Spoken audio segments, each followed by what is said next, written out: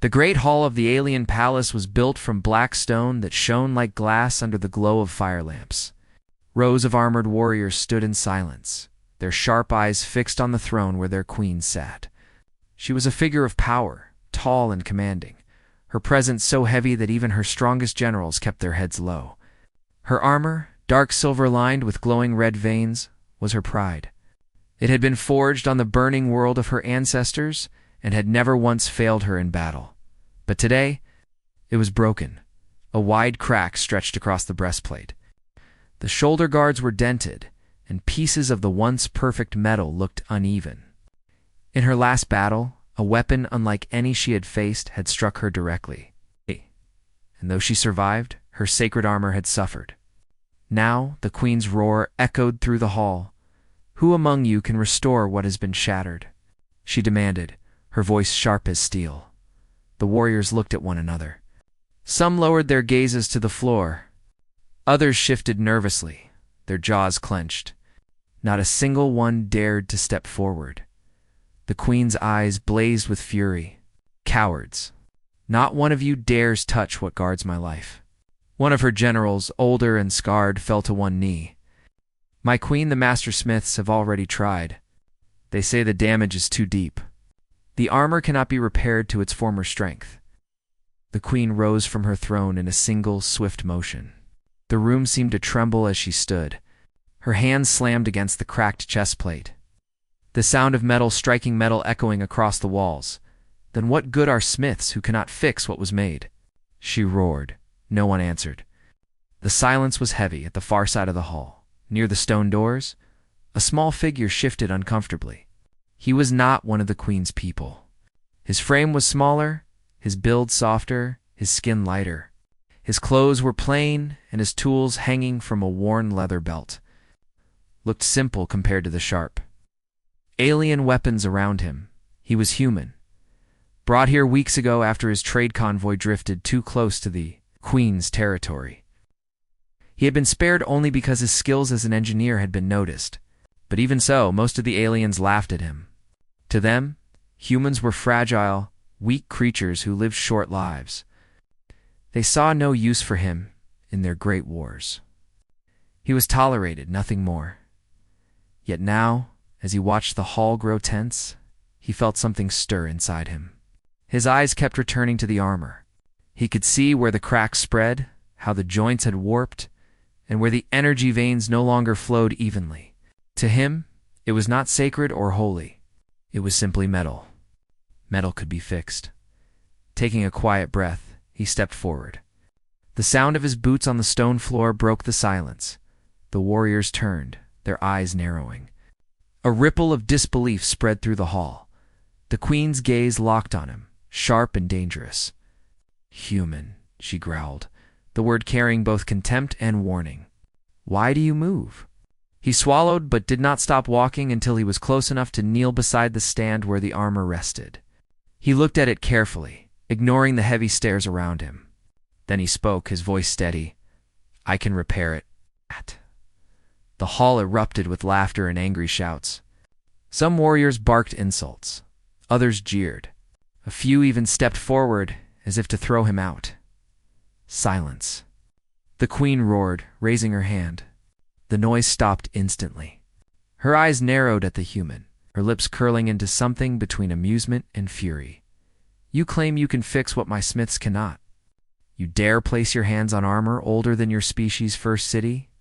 she asked. The human raised his head and met her eyes. He did not tremble, though he felt her power pressing down on him like a storm. "Yes," he said simply. "I can fix it." The queen tilted her head, studying him. Her generals whispered urgently, warning her not to allow it. One said the human would ruin the armor further. Another argued it was an insult to let such a weak creature touch what was sacred. But the queen silenced them all with a glance. She walked down the steps of her throne, her tall frame towering over the human as she approached. Her boots echoed against the stone, each step heavy with command. She stopped before him. The hall held its breath. "What makes you think you can succeed where my people have failed?" she asked. The human looked back at the cracked chest plate, running his eyes along every line and dent. His fingers itched to reach for his tools. He spoke calmly, his voice low but clear. "Because I don't see a sacred relic," he said. "I see metal. I see joints, pressure lines, and energy veins. They can all be fixed. Your smiths may fear the history in this armor, but I don't. I only see work that needs to be done." The queen's eyes narrowed. Around them, warriors shifted uneasily, some glaring at the human with hatred for his boldness. "And if you fail?" she asked softly, her tone carrying the threat of doom. "Then I fail," he said, his voice steady. "But at least I will have tried." For a long moment, silence hung in the hall. The queen's gaze bore into him, as though she could see into his very thoughts. Then, it was not a soft laugh, but a deep, echoing sound that rolled across the chamber like thunder. Her warriors flinched, confused by her sudden amusement. "You are either brave or foolish. Human," she said. "But I am curious." "It's very well. You will attempt this repair. If you succeed, you will stand under my protection. If you fail," she let the words trail off, her eyes glinting, "you will not." No? The human gave a single nod. He did not argue or beg. He only reached for his tools. The queen stepped aside, folding her arms as she watched. Her eyes never left him as he carefully laid the armor on a broad table of black stone. The hall was silent once more, the air thick with disbelief and tension. The human bent over the broken armor, running his hand lightly across the cracks. He closed his eyes for a moment, not to pray, but to think.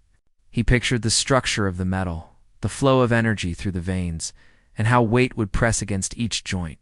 Slowly he began. The warriors whispered among themselves, but the queen silenced them with a glare. She wanted to see what this strange creature would do. Hours passed. The human worked steadily, his hands moving with focus and patience. Sparks flew as he adjusted plates, tightened seams, and carefully rebuilt the damaged sections. His tools were small compared to the weapons of the aliens, but they were precise. And his skill was unlike anything they had seen. The queen remained by his side the whole time, her sharp eyes watching every movement. She said nothing, but her thoughts were storming. She had seen countless enemies tremble before her, but this one did not. He worked as if her presence were no heavier than the air itself. At last he set his tools down. His hands were dirty and sweat lined his forehead, but his eyes were calm. He stepped back from the armor and looked at the queen. "It's repaired," he said. The hall grew silent again. All eyes turned to the armor on the table, its surface shining with new strength. The cracks sealed, the veins glowing steadily once more. The queen's gaze flicked from the armor to the human.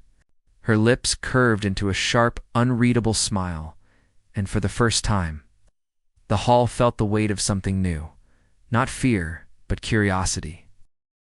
The repaired armor rested on the black stone table, its surface shining in the glow of fire lamps. The cracks that had once spread across the chest plate were gone, sealed with seamless strength. The shoulder guards looked whole again, and the energy veins that had flickered weakly before now pulsed with a steady glow. The alien warriors stood in silence, their disbelief heavy in the air. They exchanged uneasy glances, whispering among themselves. Some muttered that it was a trick. Others said no human could truly restore the sacred armor of their queen, but the human stood quietly beside his work. His tools lay neatly on the table, each one cleaned and placed in order. He did not boast, nor did he bow. He only waited. The queen's sharp eyes never left him. She studied his calm face, his steady hands, and his silence. Her mind turned with questions she did not speak aloud. At last she moved forward. Her boots echoed on the stone floor as she approached the armor. She lifted the breastplate, turning it in her hands. Her warriors watched, nervous and tense. For no one touched the queen's armor without her command. She pressed her fingers along the seams, testing the surface. She ran her hand across the chest where the crack had been. The metal felt smooth and strong. Her voice broke the silence. "Strange," she said softly.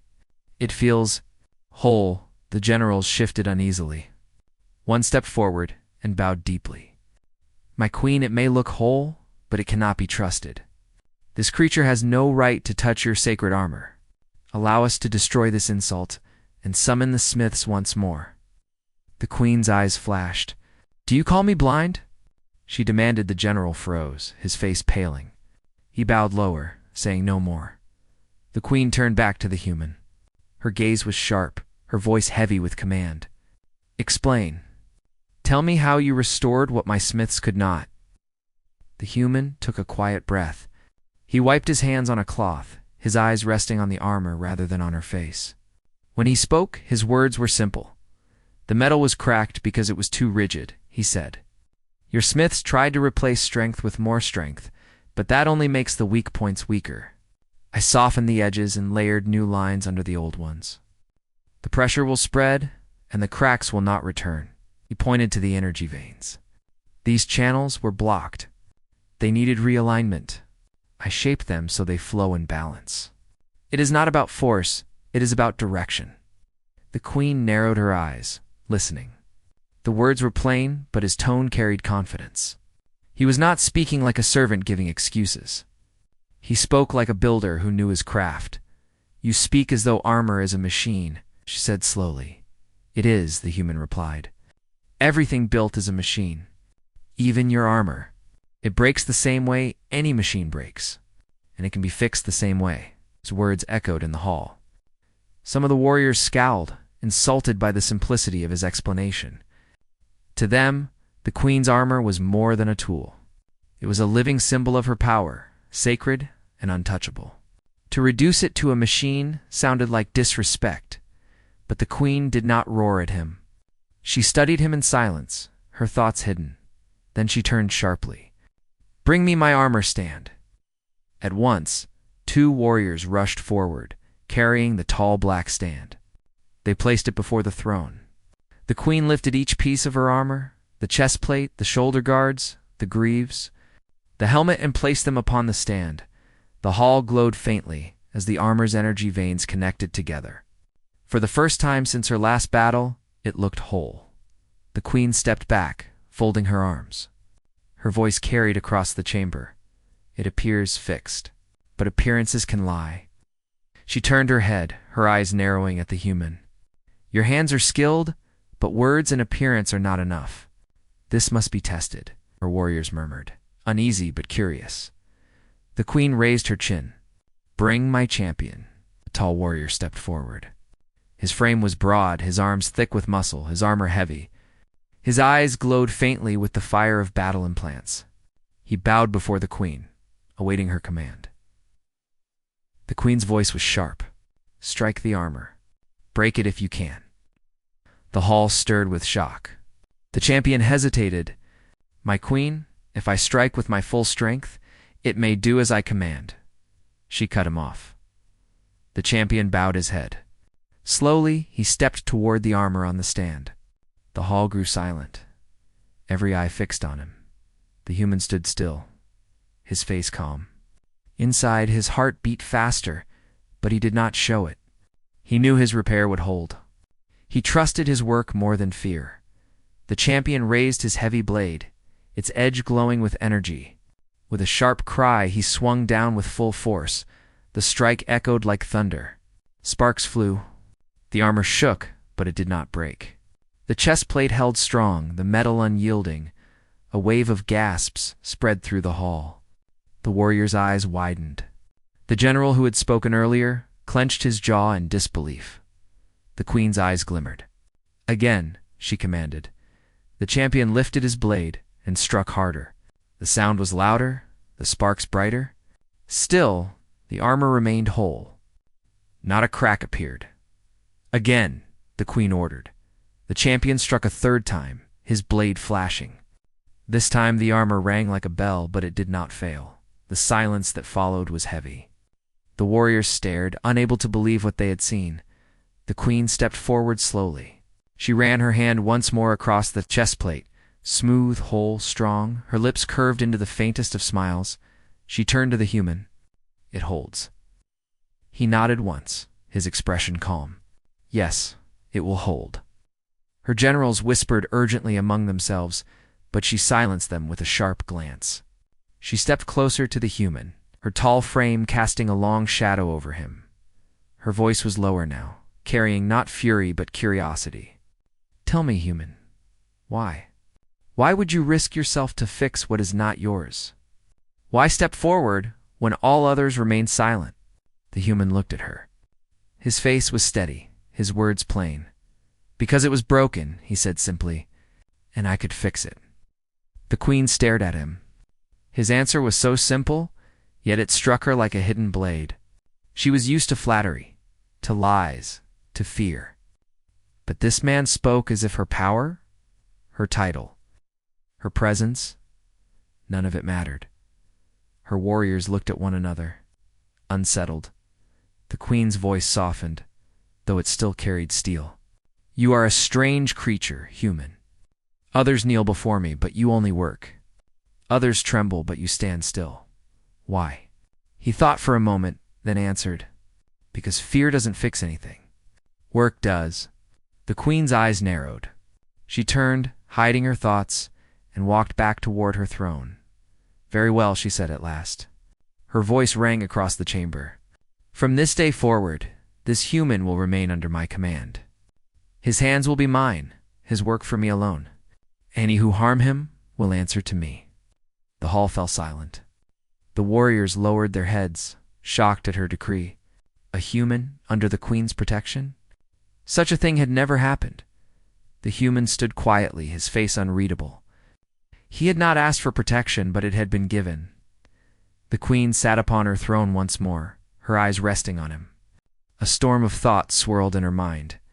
This small creature had done what none of her kind could, and he had done it without fear. She was no longer only curious. She was intrigued. The hall's silence deepened, for everyone present felt it.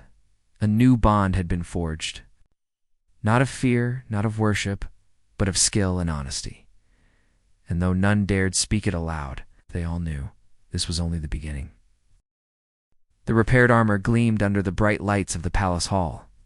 The human engineer stood beside it, quietly arranging his tools, his hands steady and precise. Around him, the queen's warriors whispered among themselves. They had watched him work for hours, and though some had expected failure, none had dared predict the outcome. The queen herself remained seated on her throne, observing in silence. Her piercing eyes were fixed on the human, assessing every movement, every slight motion of his hands. She did not speak, yet her presence felt heavier than any weight the human had ever carried. Finally, she rose, her tall frame casting a long shadow across the hall. "Enough waiting," she said. Her voice was commanding, resonating through the chamber. "It is time to see if your work is true." The human nodded slightly, stepping back from the armor as the queen's elite champion approached.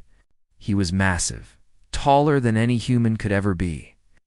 With muscles like coiled steel and armor lined with weapons designed for battle, his eyes burned with a faint red glow. A result of combat implants used to enhance strength and speed. "Strike the armor," the queen commanded. "Test the skill of this human." The champion raised his weapon, a double-edged blade that shimmered with energy. He swung it down sharply, aiming directly at the chestplate. The hall held its breath. Sparks flew as the blade struck the metal. The chestplate shuddered under the force, but it held. Not a single crack appeared. The energy veins within the armor glowed steadily, distributing the impact evenly. The queen's gaze was sharp. "Again," she ordered. The champion raised his weapon higher, swinging with twice the force. Metal rang like a bell, and the echo shook the hall. The warrior's jaws dropped in disbelief. The armor did not falter. It did not fail. "Again," the queen said, her voice calm but firm. The champion obeyed, striking a third time with full strength. Each blow rang against the armor, but it remained whole, perfectly balanced, perfectly strong. The hall fell silent. The warriors stared in awe at the human who had repaired the armor. Some whispered under their breath. Others stared with wide eyes, unsure of what to believe. A few older warriors shook their heads, muttering, "Impossible. A human could never." The queen's voice cut through the whispers. Silence. Her eyes returned to the human. She studied him carefully, noting the calm in his expression, the way his hands rested lightly at his sides, and the way he seemed unfazed by the power and fear around him. "You have done well," she said, "but skill alone does not prove loyalty nor courage. Tell me, why did you do this? Why did you repair what my greatest smiths could not?" The human looked up, his voice steady. "Because it was broken. It needed fixing, and I knew it could be fixed. That is why I did it." The queen's gaze narrowed. "Do you understand the risk? If you failed, your life would have been forfeit." "I do," he replied simply. "But failure is part of work. Without trying, nothing is achieved, and the armor needed to be whole, regardless of risk." Her warriors whispered among themselves, shocked by his calm words. No one had ever dared speak so plainly, so boldly. To the queen, many of them had spent lifetimes serving her, yet none had ever shown the courage of this human. The queen's eyes flicked back to the repaired armor. She ran her fingers along the chest plate, testing its strength. Feeling the smoothness where cracks had once threatened to split the metal, it was perfect. Stronger than it had ever been. "Remarkable," she said softly, almost to herself. "You see what others cannot. You do what others dare not." The human lowered his head slightly. "I do not seek praise. I only do my work." The queen studied him closely, her thoughts spinning. There was something in his calm demeanor that unsettled her, something that demanded attention. She had ruled through fear for centuries. Her warriors obeyed her, her enemies feared her, and yet this one being looked at her as if she were nothing more than a problem to solve. "You are brave, human," she said finally, "perhaps even foolish. Few would face me so directly." "Perhaps," he said quietly, "but courage is not about fear. It is about doing what must be done, even when others tremble." The queen's eyes softened slightly, though she would never admit it aloud. She had always valued strength, loyalty, and skill above all else. And this human possessed all three, yet he carried them differently than any of her warriors. There was honesty in him, a lack of pretense, a focus on work rather than glory. She turned her attention to the champion. "You see now," she said, "what I meant when I asked who repaired my armor." The champion lowered his weapon, his face pale. He bowed his head slightly in respect, not fully understanding how a human could surpass his own strength in such a way. The queen returned her gaze to the human. "You have proven skill," she said. "You have proven courage. But there is one more test." The human tilted his head slightly. "And that is?" "The armor must perform not only under controlled strikes," she said, "but in real battle. You will accompany me to the next engagement. You will repair and maintain the armor as we face enemies. Only then will I know if your work is truly complete." The human nodded. "I am ready." The queen studied him a moment longer, then waved her hand. "Return to your quarters for now. Prepare your tools. Tomorrow, you will ride with me." As the human left, the queen remained seated, her mind racing. For centuries, she had known only control through fear, obedience, and power. Yet this human, small, unassuming, and simple in appearance, had challenged her perception. He had faced her without fear, worked without hesitation, and spoken truth in a world where lies and flattery were common. Her thoughts drifted to the next day, to battle, to the unknown. She realized that she could not face it as she always had. This human would be at her side, guiding, repairing, and ensuring her strength. The sun rose the following morning over the black spires of the palace. The human stood ready, tools strapped to his belt, calm and alert. The queen approached, armor fully repaired and gleaming. The warriors around them watched in awe, the respect for the human growing with each passing moment. The first strike of battle came swiftly. The enemy's weapons struck the armor, testing the strength of every plate and energy vein. Sparks flew. Blades clashed. But the armor held. Perfectly balanced, perfectly repaired, the human worked silently, adjusting joints, tightening seams, and monitoring energy flows. His hands moved with precision, almost like an extension of the queen herself. She fought with confidence she had never felt before, moving swiftly and decisively, knowing that her armor would not fail. Throughout the battle, the queen stole glances at him. He was calm, focused, and unafraid. And for the first time, she felt something she had not in years: trust. When the battle ended, the enemy retreating in defeat, the queen stood tall, armor intact, energy veins glowing steadily. She turned to the human, her voice carrying across the hall.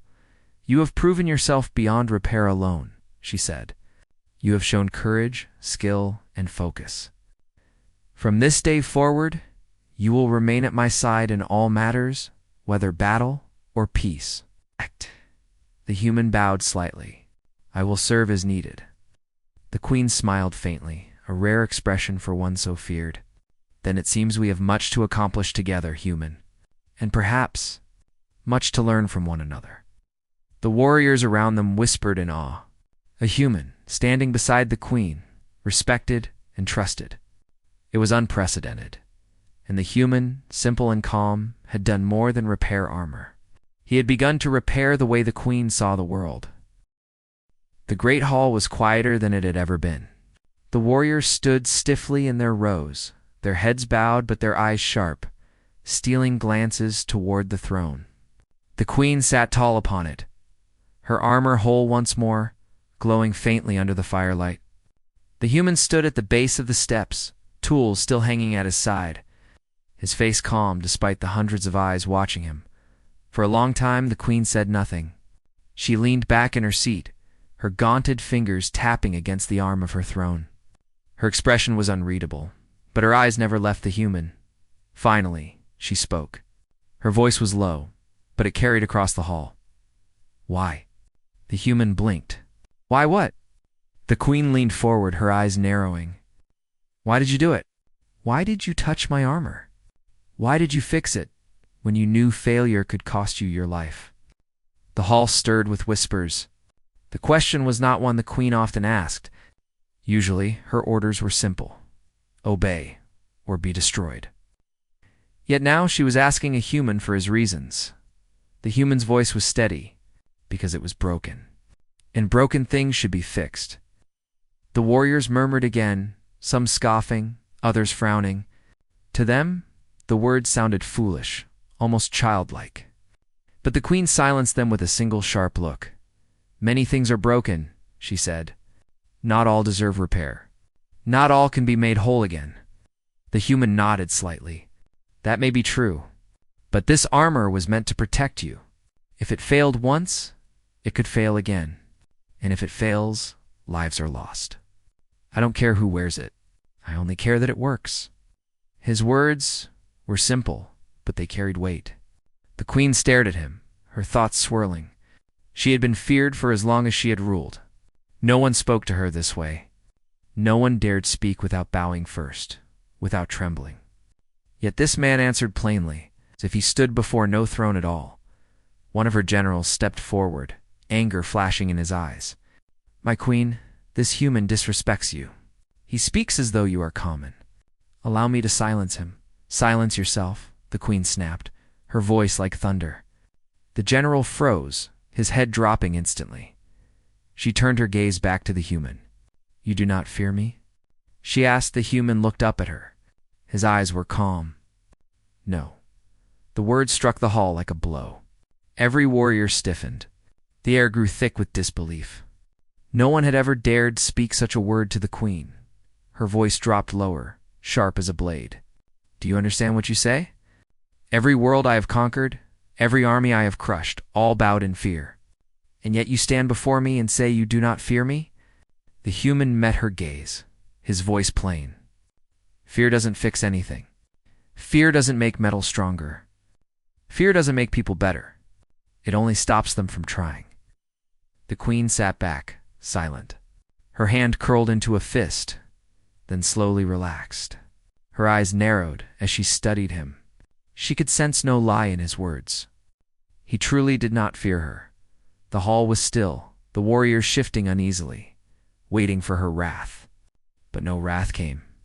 Instead, the queen rose from her throne. Her steps echoed as she descended the stairs. She walked slowly, each step heavy with command, until she stood only a few paces away from the human. She towered over him, her shadow falling across his smaller frame.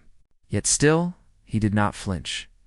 She tilted her head, her voice quiet but dangerous. "If you do not fear me, then what do you see when you look at me?" The hall held its breath. It was a question no one dared ask, no one dared answer. The human looked up at her, his expression thoughtful. "I see someone who needed help, and I helped." The queen's eyes widened slightly. Around them, warriors gasped. To reduce their queen, their conqueror, their living symbol, to someone who merely needed help, was unthinkable. But the queen did not strike him. She only stared, her thoughts deeper than before. "Help," she repeated softly, almost to herself. She turned her head, her eyes sweeping across the silent hall. Every warrior stood frozen, waiting for her decision. At last she spoke again, her voice strong. "You have no fear. You speak with honesty. You work with skill. That makes you rare." She looked back at the human, her gaze sharp. "From this day, you will serve me directly. You will keep my armor whole. You will walk where I walk, and your hands will answer to me alone." The hall erupted in shock. Warriors muttered in disbelief, some in anger. A human walking at the queen's side. Impossible. Yet none dared challenge her decree. The human stood still, considering her words. Then he gave a small nod. "If that is what you want?" The queen's eyes narrowed. "You do not sound honored." He shrugged slightly. "Honor doesn't matter. Work does." Her lips curved faintly, though whether it was amusement or annoyance, none could tell. She turned away, climbing the steps back to her throne. But even as she sat, she found her mind restless. His words echoed in her thoughts. She was feared by all, yet this one human looked at her as if she were no more than another person. It unsettled her. Later, when the hall emptied and the warriors returned to their duties, the queen remained alone in the chamber. The repaired armor gleamed before her, whole and strong. She traced her fingers along its surface, remembering the human's words. Because it was broken, he had said, and broken things should be fixed. She whispered the words to herself.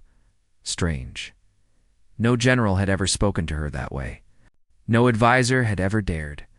And yet, instead of fury, she felt something else's curiosity. She sat back in her throne, her gaze distant. For the first time in many years, she felt the weight of a question she could not ignore. What else might this human fix? The fire lamps burned low, shadows stretching across the hall. Outside, the empire moved as it always had, with fear, with obedience, with silence. But inside, something new had begun. The queen rested her hand on her armor, her mind sharp, her heart unsettled, and in the quiet, she thought of the human's calm eyes, his steady hands, and his simple words.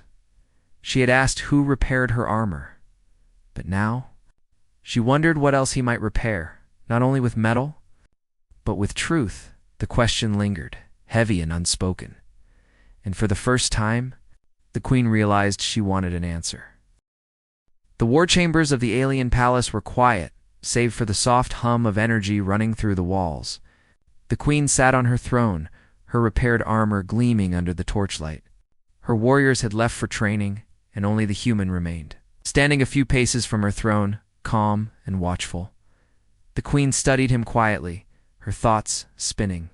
She had never encountered a being like this before, a human who neither trembled nor bowed, who spoke plainly and acted with skill, yet carried no ambition for power.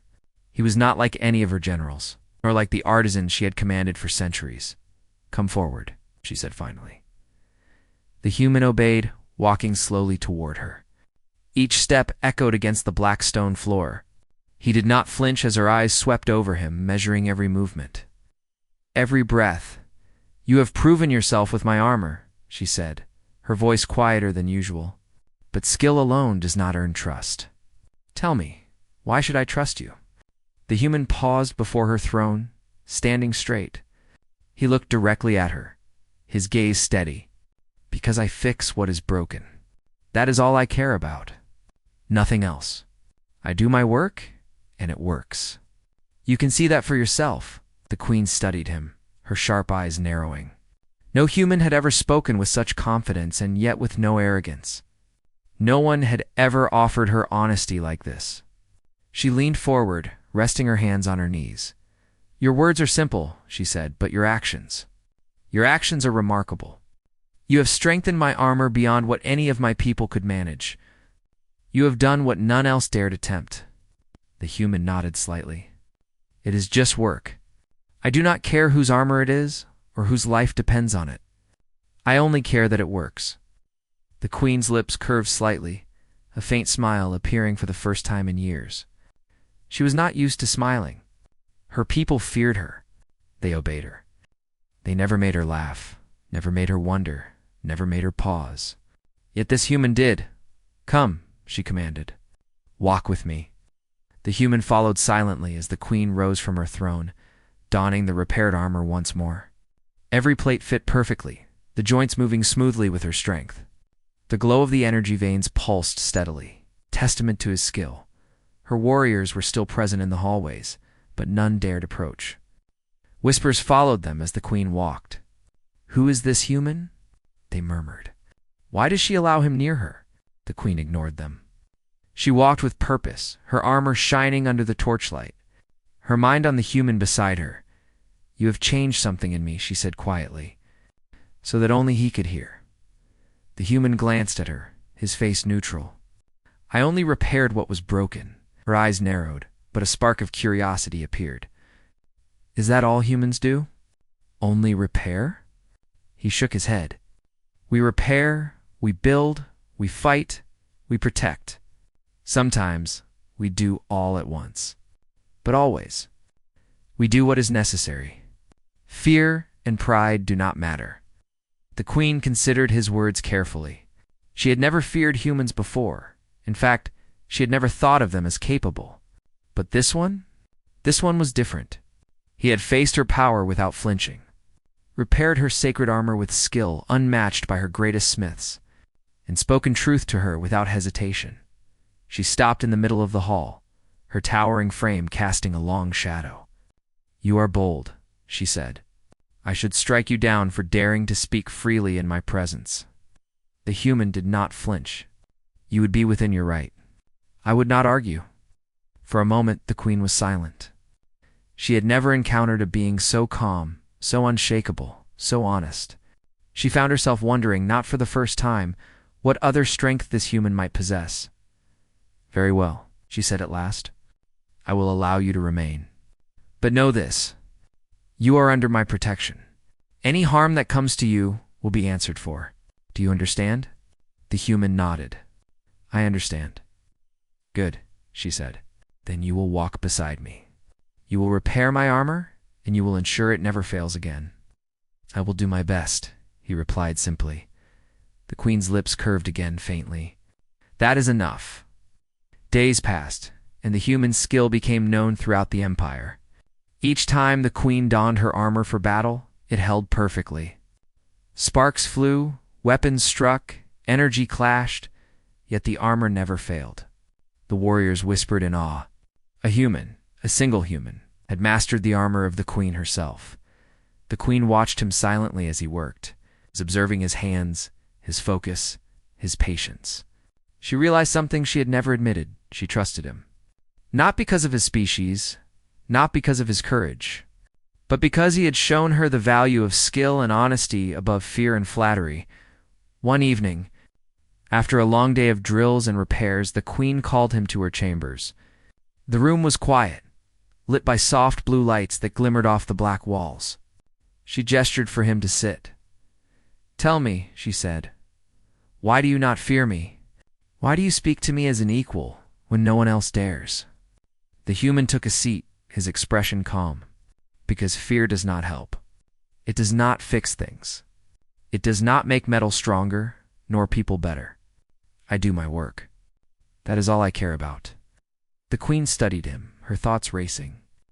She had spent centuries commanding fear, using it to control her armies and subjects, and yet here was a human who refused to bow, who refused to tremble, who who had earned her respect simply through skill and honesty. "You are unlike anyone I have ever met," she said. "You see the world differently than my people do."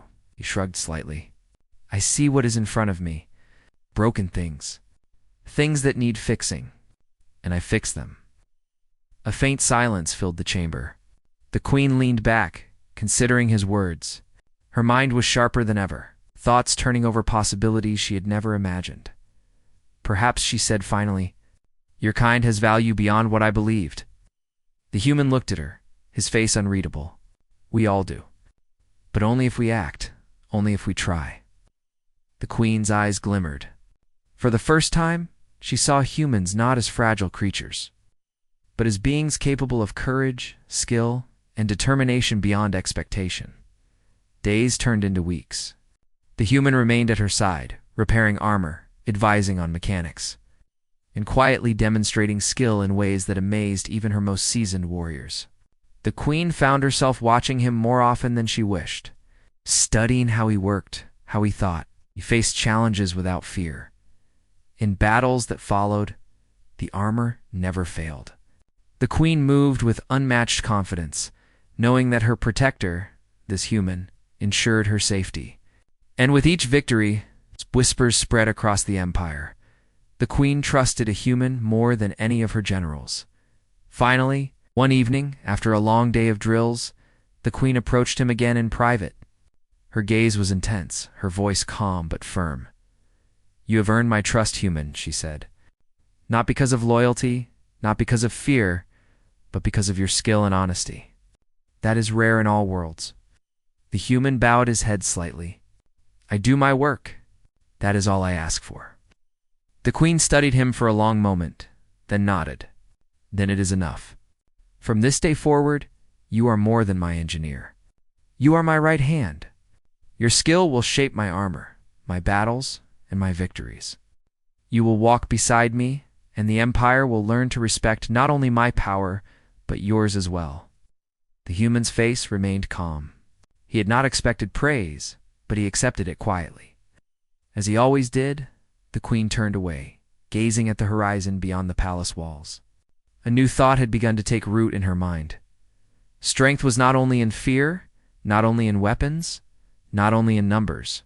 Strength could also be in skill, honesty, in courage, in a being who stood unflinching before power itself, and for the first time, she realized that the human at her side was more than an engineer.